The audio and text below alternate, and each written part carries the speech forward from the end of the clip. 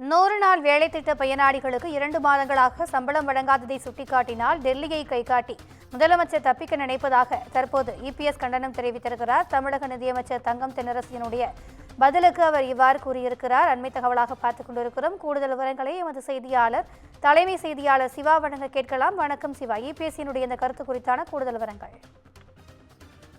திவ்யா, 100 நாள் வேலை திட்ட பயனாளிகளுக்கு 2 மாதங்களாக ஊதியம் வழங்காததும் ஜனவரி மாதம் முதல் அவர்களை பணியில் சேர்க்காததும் தொடர்பாக எடப்பாடி பழனிசாமி விடுத்த அறிக்கைக்கு இன்று காலை நிதித்துறை அமைச்சர் தங்கம் தென்னரசு ஒரு பதிலை வழங்கியிருந்தார். இந்த பதிலுக்கு பதிலடி கொடுக்கக்கூடிய வகையில அதிமுக பொதுச் செயலாளர் சட்டமன்ற எதிர்க்கட்சித் தலைவர் எடப்பாடி பழனிசாமி எக்ஸ் பக்கத்தில் ஒரு கருத்தை பதிவு செய்திருக்கிறார்.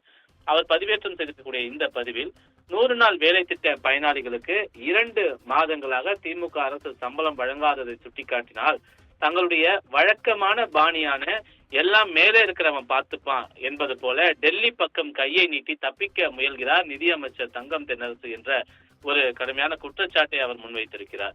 ஏதோ திமுக ஆட்சி அமைந்த பிறகுதான் மத்திய அரசு தமிழ்நாட்டை வஞ்சிப்பது போன்று அமைச்சர் பேசுவது வேடிக்கையாக இருக்கிறது என்றும் அவர் தெரிவித்திருக்கிறார்.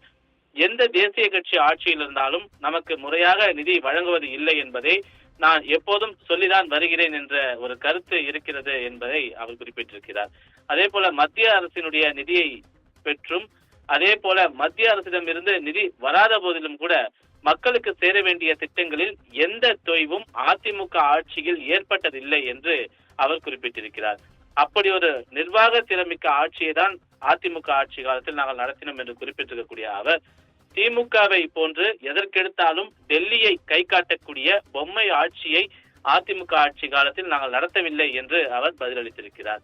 கருணாநிதி நாணய வெளியீட்டிற்கு மத்திய பாஜக அமைச்சரை அழைத்து வர தெரிந்த உங்களுக்கு 39 எம்பிக்கள் இருந்தும் உரிய அழுத்தம் கொடுத்து தமிழ்நாட்டிற்கு நிதியை பெறாதது ஏன் என்ற ஒரு கேள்வியை அவர் எழுப்பியிருக்கிறார்.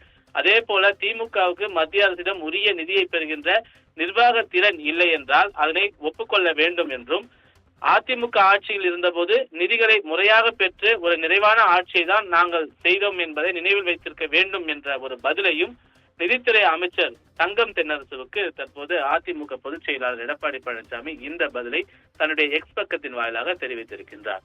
திவ்யா, விரிவான தகவல்களுக்கு நன்றி சிவா.